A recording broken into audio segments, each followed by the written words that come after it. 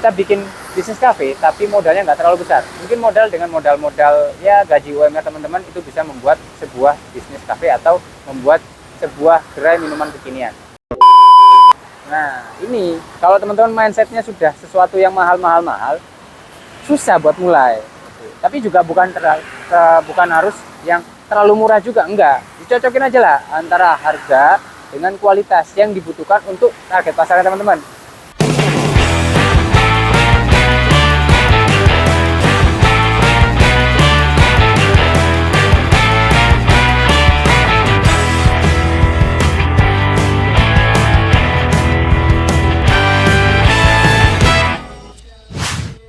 Halo teman-teman semua, selamat datang di episode kedua bagaimana saya merintis sebuah kafe. Nah, seperti judulnya memang episode ini juga mengenai sharing-sharing bagaimana teman-teman bisa mereplikasi apa yang saya lakukan dalam membangun sebuah bisnis. Nah, yang ingin saya share saat ini adalah bagaimana langkah awal. Nah, kemarin di episode 1 lebih ke saya menunjukkan dulu nih seperti apa progresnya kafe, keadaannya seperti apa, dan apa saja yang saya jualan, apa mejanya dan sebagainya, fasilitasnya apa saja. Nah, tapi saya sekarang mulai dari awal sekali, yaitu langkah pertama yang perlu teman-teman siapkan ketika membuat sebuah kafe. Ya bisa dibilang minuman kekinian atau apalah itu ya, sejenis ya, yang bisa teman-teman duplikat dari sini atau mungkin teman-teman bisa kembangkan. Saran pertama saya adalah bagaimana teman-teman mulai bulat ya, adalah karena mungkin menurut teman-teman ini pasti akan tidak wah. Makanya saya tekankan lagi.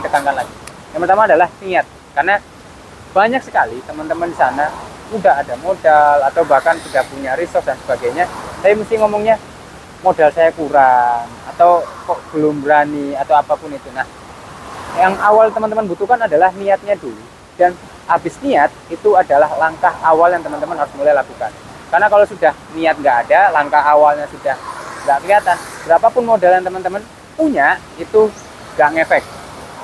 Bisa dibilang kurang, bisa dibilang nggak jalan-jalan, karena niat sama langkah awal sudah nggak ada. Nah, tapi kalau teman-teman bilang nanti kalau sudah ada niat tapi langkah awal nggak ada, modal kan nggak ada. Nah, tunggu dulu, modal ini ada yang bisa kita diskusikan lagi nih.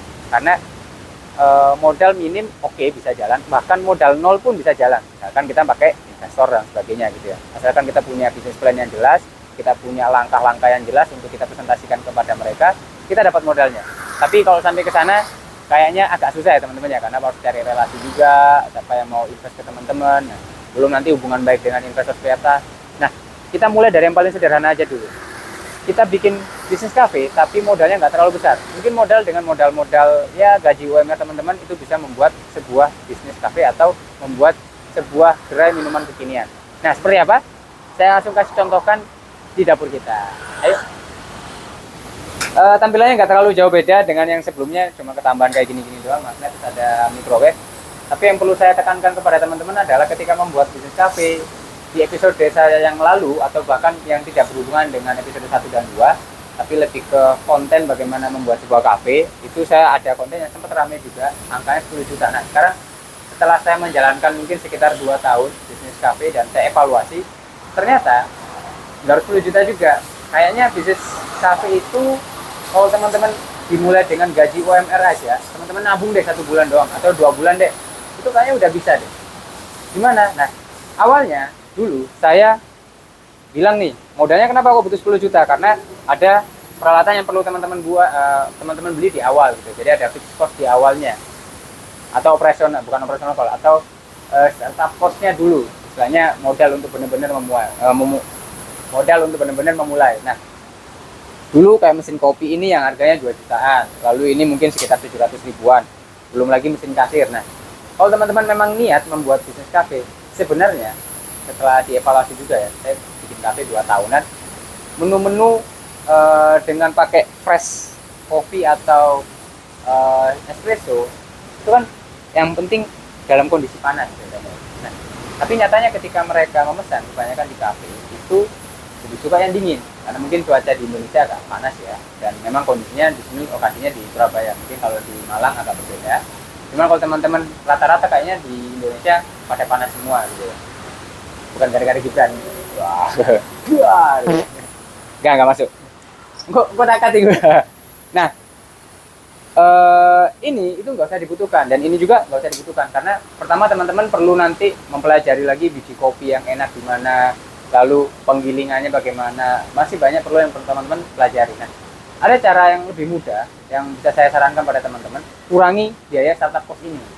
Nah, jadi kita kurangi, kita nggak pakai ini. Lalu kopinya gimana? Kata saya bisnis di kopi kekinian, tapi kalau nggak ada kopinya gimana? Nah, ada nih kita punya. Jadi kita bisa menggunakan espresso yang sudah diekstrak. Jadi benar-benar ini bukan ekstrak yang kayak racikan rasa dan sebagainya, tapi benar-benar espresso yang ya keluar dari situ. Nah, kita kesana lagi ya, karena backlight kecil. Oke, jadi ini adalah hasil dari ya mesin espresso yang mungkin jauh lebih memadai lagi. Jadi kalau teman-teman belajari lagi, mereka mesin espresso kan macam-macam ya, ada 20 juta, ada yang 30 juta, ini 2 juta kan versi murah. Nah, itu ada perbedaannya tentu. Perbedaannya ada pada tekanan, ada pada kapasitas air, dan sebagainya lah sistemnya. Jadi ada yang pakai dua espressonya, lalu untuk steamernya itu ada dua, itu kan lebih mahal lagi. Nah, tapi lebih dasarnya dari espresso sebenarnya adalah tekanannya. Nah, kalau tekanannya kurang kuat, kayak ini cuma 15 bar, sedangkan ada yang di atasnya itu 18 bar, maka lebih bagus mengeluarkan krema. Krema itu yang membuat rasa kopi itu bukan cuma pahit ya, jadi ada rasa kayak manis-manisnya, ada ekstrak-ekstraknya gitu ya, rasa-rasa. Nah, itu yang membuatnya enak. Daripada teman-teman keluarin modal mahal 20 juta dan sebagainya, ada kok yang jualan juga, dia yang mengekstrakkan, masukkan dalam botol, teman-teman tinggal beli saja. Nah, kayak gini-gini misalkan satu botol kecil gini, ini bisa mungkin sekitar ini 500 ml. Biasanya kalau minuman kekinian itu 70 milian espresso kalau saya ya takarannya. Jadi mungkin sekitar ya 7 porsi lah untuk 500 ml. Nah, ini sekitar harga 35.000. Kalau jadikan sebuah HPP dari produk teman-teman, untuk kopinya aja itu mungkin sekitar 2.000 sampai 3.000 rupiah. Murah daripada teman-teman harus membeli di sini. Oh, kalau 35.000 ya kalau karena beli ya. 5 itu berapa ya? 5 ribuan. Nah, 5 ribuan oke lah, masih daripada kan nanti dijual lagi jadi 19.000 gitu ya. Jadi 5.000 tambah yang lain-lainnya. Nah, modalnya kok bisa jadi 4,5 juta. UMR saya pakai patokannya Surabaya ya. Kalau mungkin daerah-daerah lain Jakarta ditinggi lagi. Ya alhamdulillah, kalau yang lebih rendah ya udah nabung aja sampai dapat sekitar angka 4 juta 500-an. Nah, apa aja kira-kira yang wajib teman-teman butuhkan? Sebenarnya tidak wajib. Kalau teman-teman sudah punya rumah minimal, sudah punya HP, itu biasanya minimal ada kulkas. Nah, kayak gini misalkan. Ini lagi masih. Jadi kulkas ini kan tujuannya adalah untuk menyimpan menu-menu teman-teman atau bahan baku teman-teman ya. Jadi misalkan kalau susu udah dibuka, itu kan kalau nggak disimpan nanti bakalan basi, makanya ditaruh di sini. Oh, ini buat menu yang lain. Nanti saya akan mengajarkan teman-teman pakai susu ini. Ini lebih enak. Nah, ini itu kan biar bisa dipakai besok lagi kalau hari ini tidak habis, maka kan ada kulkas. Nah, nggak harus showcase, karena showcase itu harganya mahal, mungkin 3 jutaan. Kulkas aja kecil-kecilan, anggap aja kalau teman-teman beli bekas lebih bagus lagi. Kalau teman-teman di rumah sudah ada pun, itu jauh lebih bagus. Jadi nggak usah ngeluarin modal lagi di awal. Nah, cari aja kulkas, yang mana bagian bawahnya itu untuk penyimpanan chiller, atasnya itu frozen ya biasanya, freezernya lah. Nah, di atasnya itu freezer. Paling harganya kan sekitar 1,5 atau 1,6 ya. Ya tergantung kondisi dan tergantung merek. Jadi kita anggap aja rata-rata 1,2 deh, 2 juta. Saya up 2 juta. Cukup dengan teman-teman beli kulkas. Udah bisa jualan minuman plus makanan. Loh, kenapa kayak gitu? Nah, kalau saya kenapa ada freezer, ada chiller? Karena stok yang saya jual, kafe yang sudah berjalan 2 tahun. Yang mana customer-nya sudah sangat banyak. Kalau teman-teman baru mulai, terus sudah bilang aku harus beli freezer, kemaruk bahasa Jawanya. Apa ya, terlalu wah, atau masih mulai belum tentu berhasil kan gitu ya. Kalau mau bangkrut jangan gede-gede modal awalnya, 4,5 juta, gaji satu bulan teman-teman hilang kan ikhlas gitu, daripada gaji 1 tahun teman-teman hilang, botak kepalanya. Stres ya. Padahal kalau punya istri udah dijundul-jundul sama istrinya kan gitu. Nah, freezer ini nggak usah gede-gede, kecil aja, karena biasanya freezer kan kalau kafe itu hanya untuk penyimpanan kayak es batu nggak usah disimpan, buang beli lagi, harganya murah. Nanti kita ada tekniknya sendiri untuk nyimpennya ya. Paling kan buat nyimpen kayak kentang atau frozenan seperti ini ya, yang mana perputarannya itu nggak terlalu banyak daripada minuman kalau teman-teman bisnis kafe. Sedangkan omset itu paling banyak dari minuman. Mending teman-teman fokus jualan minumannya daripada jualan snacknya. Snack itu itu omsetnya kecil, paling cuma 20%, 30%. Minuman 70%. Nah ini di pasar kan pasti banyak ya, teman-teman jangan belinya di mall ya mahal gitu ya. Belinya yang toko-toko ya biasanya orang Cina itu murah-murah barangnya. Nah beli toko-toko kayak gitu aja, paling gini nih harganya 100.000, 200 lah wis, 500 wis, ayo saya naikin tuh harganya, gila kan. Berarti udah pakai 2,5. Ini buat apa? Teman-teman kan beli es batu paling harga 5.000, teman-teman simpan di sini biar nggak cepet mencair. Nah ini es batunya nggak ada. Kita belum buka ya. Nah ini aja sudah selesai. Jadi untuk freezernya teman-teman pakai bagian atasnya kulkas, bagian bawahnya kulkas itu untuk menyimpan ya kayak susunya dan sebagainya. Nah sisanya buat apa? Kalau teman-teman misalkan tadi kan ada sisa tadi 2,5, masih ada sisa 2 juta ya. Nah misalkan kompor dan peralatan lah, anggap aja kompor dan peralatan sama LPG-nya. Tapi agak aneh sih kalau di rumah itu nggak punya kompor, berarti selama ini teman-teman makannya kan di warung. Jadi kalau misalkan sudah punya kompor ya nggak usah belilah. Tapi kalau misalkan itu kan aset keluarga sama aset bisnis harus dibedakan, saya setuju. Makanya kalau teman-teman beli kompor pun paling berapa sih harganya ini kan, dan peralatannya anggap aja kita ambil pukul rata 500.000 ya, kompor 300, LPG 1 juta. Wow, diapkan lagi kan, masih ada sisa 1 juta. Nah 1 jutanya buat apa? 1 juta itu buat teman-teman beli bahan bakunya, misalkan kayak ya susu. Nah kayak gini ya, beli 2 biji dulu, 3 biji dulu. Ini harganya BTW ini susu nggak ada yang paling mahal juga sih, tapi termasuk mahal dibanding Ultramilk dan sebagainya, Indomilk. Tapi secara rasa dia sudah tercampur antara creamer, evaporasi dan susu. Jadi ini udah nggak perlu beli yang lain lagi biar nggak repot. Nanti coba akan saya demonstrasikan menu yang saya buat, kreasikan dengan susu ini gitu ya. Nah ini 25.000. Kalau lebih mahal lagi ngapain juga gitu kan, teman-teman juga buatnya kan masih pemulai usaha, modal seadanya pasti dengan kapasitas yang usahanya itu target pasarnya kelas menengah dan ke bawah ya. Kalau ke atas kayaknya susah. Nah, mungkin kalau Excelso atas susunya udah beda ya, green dan sebagainya. Ini 25.000. Beli 2 kotak aja udah oke. 1 kotak ini bisa sampai 5 porsi lah, lebih malah. Nah, beli 2 kotak 50.000 doang. Nah, terus apalagi biasanya kalau kopi-kopi kan ada kayak sirup-sirupan. Nah ini harganya sekitar 60.000 1 liter. Ini bisa sampai mungkin lebih dari 50 cup lah, 50 gelas, karena 1 liter. Sedangkan saya makanya biasanya 20 cc 20 mili. 1000 bagi 20 berapa ya? Ya 500 cup. Enggak ya, 50 lah, ya benar 50 cup. Matematika saya udah mulai bodoh ya. 50 cup. Nah ini harganya cuma 60.000. Ada juga yang kayak gini, Azona dan sebagainya. Nah anggap aja sirupnya ada 5, kita rata-ratakan semua 100.000 semua gitu kan, padahal ini cuma 60.000 nih, cuma 500.000 plus ini anggap aja 50.000, 100 deh, langsung beli 4, 600. Sisanya teman-teman beli espresso tadi gitu. Nah dan apalagi ini yang penting ya, jadi wah kalau cuma jualan di garasi atau jualan depan rumah nanti kan yang datang sedikit, belum ada meja kursi. Nanti saya akan bahas juga meja kursinya ya. Terus gimana buat cari pasar yang lebih luas, jualan kan pengennya biar balik modal, belum gaji karyawan. Kalau mau mulai usaha langsung ngomong gaji karyawan kayaknya nanti dulu deh, soalnya Anda dulu jadi pegawainya, karena tiba-tiba udah punya karyawan belum bisa ngurus diri Anda sendiri aja udah ngurus orang lain. Itu saran dari saya. Jadi Anda sendiri jadi karyawannya sampai ngerasain gitu ya bahasa Jawanya. Nanti kalau misalkan karyawan melakukan kesalahan, karena teman-teman sudah melakukannya di dahulu, bisa ngajarin karyawannya. Jadi jadi karyawannya dulu aja. Kita skip gaji karyawannya. Nah, sisanya apa? Sisanya kayak kemasan. Nah, masih tempatnya agak amburadul posisinya. Sebenarnya dia di sini semua ya. Ini sirup-sirup saya semua ini teman-teman ya. Oh, ini bawang yang dilihat. Nah, ini ya. Nah, ya ini nggak usah lah, nggak usah. Ini terlalu ya, kalau sudah kafe 2 tahun oke lah teman-teman belilah gitu ya. Nah, ini misalkan sirup-sirupnya, ini aja pakai marjan doang. Sodanya adalah racian kita yang pakai Sprite. Ya mungkin akan ada di episode yang lain. Nah, teman-teman jualannya dalam menggapai pasar yang lebih luas. Kan sekarang udah zaman modern ya. Kita nggak sesusah kayak dulu lagi yang nggak ada GoFood dan kawan-kawan. Nah, beli aja kemasan kayak gini.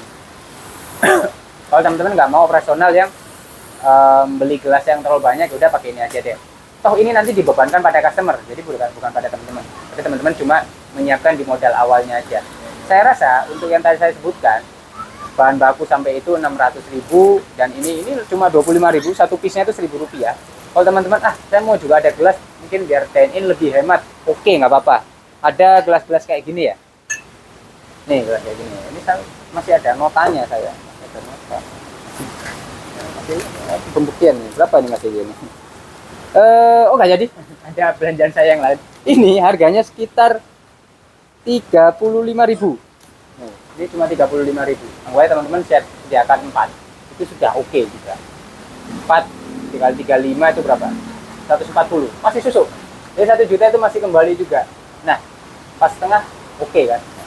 Kalau misalkan nggak usah pakai ini deh, kita fokuskan ke meja kursi, itu bisa. Atau teman-teman semakin tekan lagi kulkasnya, nggak usah pakai kulkas keluarga, kompor pakai kompor tetangga atau yang lain-lainnya.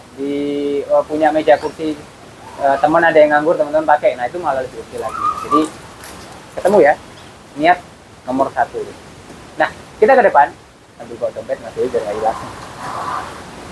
Oke, kita sekarang nerangin soal meja kursi. Nah, memang kalau kita buka kafe itu bagusnya ya bukan kafe ya, terlalu besar ya, atau minuman kekinian atau kedai di rumah teman-teman, itu pasti, bukan pasti, tapi akan lebih bagus itu menggunakan meja kursi, karena banyak orang yang pengen nongkrong atau ya secara konversi penjualan itu terbukti kalau ada tempat duduk, maka itu akan jauh meningkatkan penjualan dibandingkan kalau memang fokus pada take away, karena take away saingannya teman-teman juga pasti banyak ya, apalagi kalau di GoFood dan sebagainya. Ya bukan cuma teman-teman, bisa jadi ada Excelso, ada Indomaret Point, macam-macam lah kalau teman-teman jualan kopi, yang mana mereka sudah terbukti murah, enak. Kalau teman-teman mungkin enak lebih murah, akhirnya kan ujung-ujungnya persaingan harga. Nah, tapi kalau teman-teman ujung-ujungnya adalah bersaing kualitas, di mana teman-teman juga bisa menyajikan tempat buat mereka mencoba minuman atau ngobrol-ngobrol, pasti siapin kursi. Berapa mahal? Nah, ini kalau teman-teman mindsetnya sudah sesuatu yang mahal-mahal, susah buat mulai. Tapi juga bukan harus yang terlalu murah juga, enggak. Dicocokin aja lah antara harga dengan kualitas yang dibutuhkan untuk target pasar teman-teman. Target pasar teman-teman apa? Oh, menengah ke bawah. Nggak usah pakai sofa, pakai aja kursi bersih kayak gini. Ini kalau teman-teman cari bekasnya, ini udah plotek-plotek gini ya. Ini 70 ribuan, 70.000 dikali 4 gini, itu sudah berapa? Paling sekitar 280.000. Masih oke, mejanya Anda lihat sangat bagus. Ini kayak barang-barang besi yang cuma ditambal-tambal jadi meja gitu. Atau bahkan ada yang lebih kreatif lagi, rak minuman tuh jadi meja. Nah, sebenarnya kalau ada niat apapun tuh bisa teman-teman lakukan.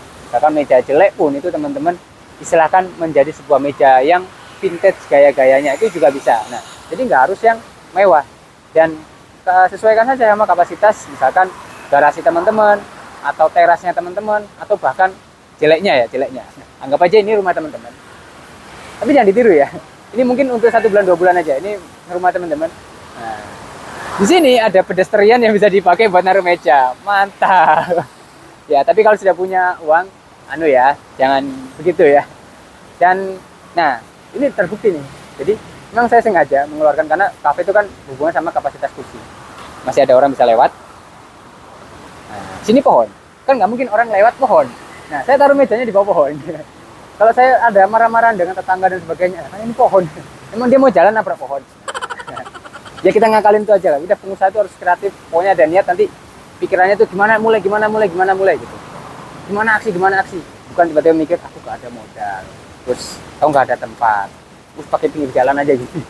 Jadi nggak boleh tiru ya. Hanya kondisi-kondisi tertentu gitu ya. Cuma kalau Frontek ini sudah akrab dengan Satpol PP. Nah, banyak alasannya adalah nggak punya akses. Saya kasih akses, saya kasih linknya nanti ya. Menu-menu tadi itu kira-kira bikinnya gimana? Oh, nggak bisa bikin menunya, saya ajarin. Oke, mungkin di sesi akhir ini saya akan mengajari teman-teman gimana caranya buat menunya. Langsung ke dapur untuk menutup sesi ini.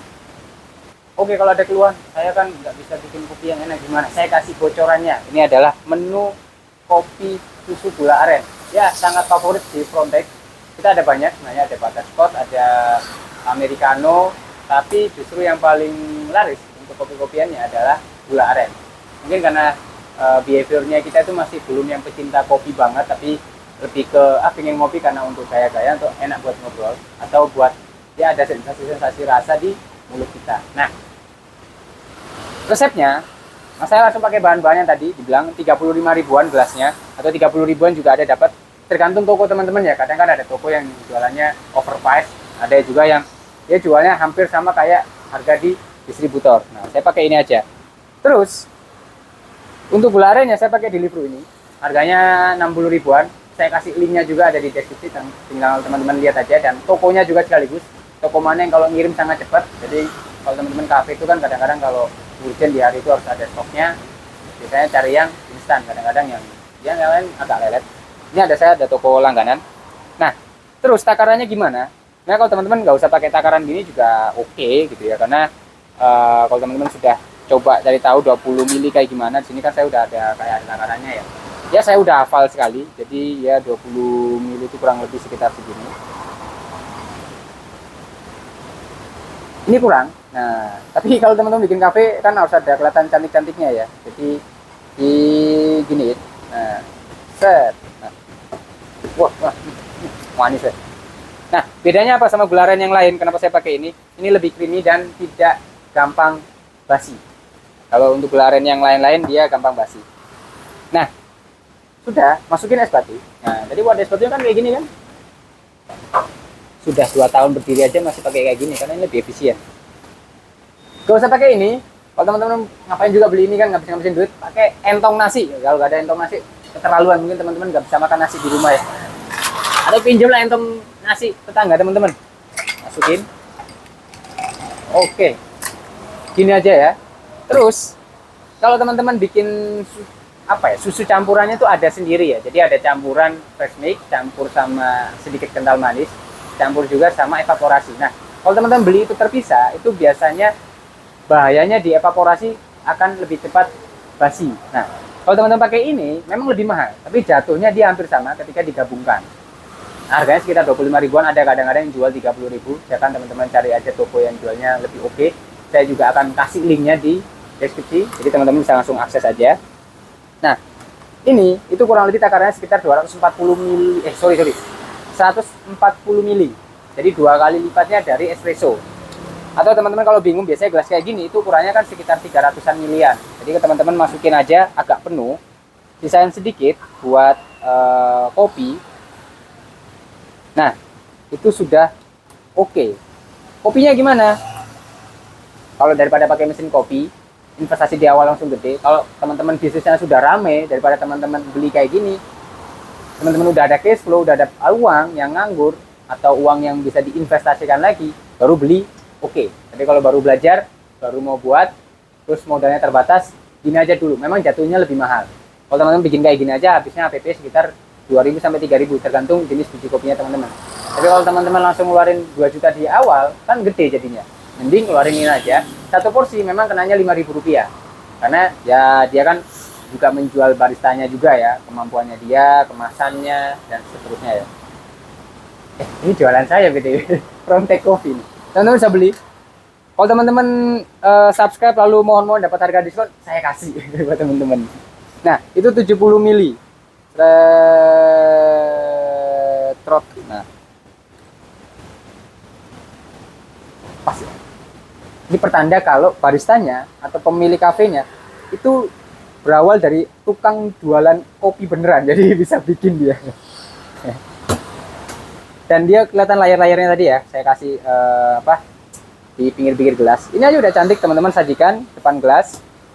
Kasih sedotan. Oh ya, sedotan paling harga cuma 25.000 kok. Jadi teman-teman nggak usah terlalu overthinking untuk biaya sedotan ya. Kalau bisa beli kulkas kan ngapain bingung beli sedotan. Jadi 4,5 juta teman-teman bikin usaha kafe bisa. Modal UMR teman-teman kerja 1 bulan, udah puasa aja 1 bulan. Jangan terlalu banyak jajan di luar. Ya 2 bulan deh, karena mungkin separuhnya buat biaya anak sekolah atau buat ya kehidupan sehari-hari yang normal gitu ya. Nabung deh, 3 bulan deh nabung. 4,5 1 tahun. Nah, itu kayak budget ya, kan gajinya 4,5 ya. Masih iya aja bisa, ya masih iya. Masih iya punya usaha ayam, punya YouTube gitu ya. Nah, bisa buka bisnis kafe seperti ini. Namanya ya nggak usah pakai kayak nanti legalnya gimana, nanti dulu bisnisnya belum jalan. Nanti kalau udah bisnisnya udah jalan baru mikirin legal dan kawan-kawannya.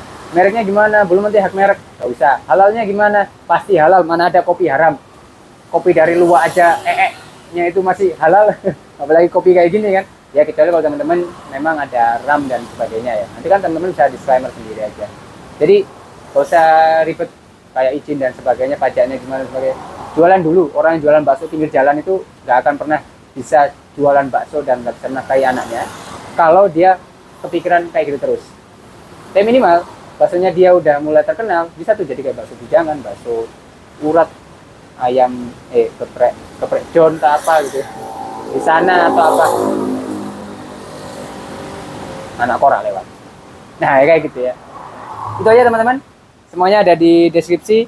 Dan kalau teman-teman ingin ada yang didiskusikan, silakan tinggalkan aja di kolom komentar. Semoga nanti ada yang bisa membalas. Kalau saya sempat ya saya yang akan balas, kalau saya tidak sempat mungkin ada dari para penonton yang lain atau yang subscribe di sini bisa ikut membahas. Jadi ya saling-saling mendukung. Dan kalau teman-teman pengen yang bisa kolaborasi lebih banyak lagi, ada link di bagian deskripsi, grup namanya Indonesian Business Owner atau IDBO. Teman-teman bisa join situ. Tapi saya peringatkan, segala transaksi yang ada di situ saya tidak ikut tanggung jawab, karena itu adalah komunitas ya sama semuanya full pengusaha, dimana saya tidak punya kendali sangat banyak untuk bisnis masing-masing, ya bisnis masing-masing punya masing-masing gitu. Jadi harapannya sana cuma mempertemukan dan saling kolaborasi saja. Dan begitu, nanti akan ada video-video berikutnya. Jadi kalau teman-teman ingin melihat video-video seperti ini lagi di kedepannya, silakan teman-teman subscribe atau nyalakan tombol loncengnya. Terima kasih sudah menonton, sampai jumpa di video lain.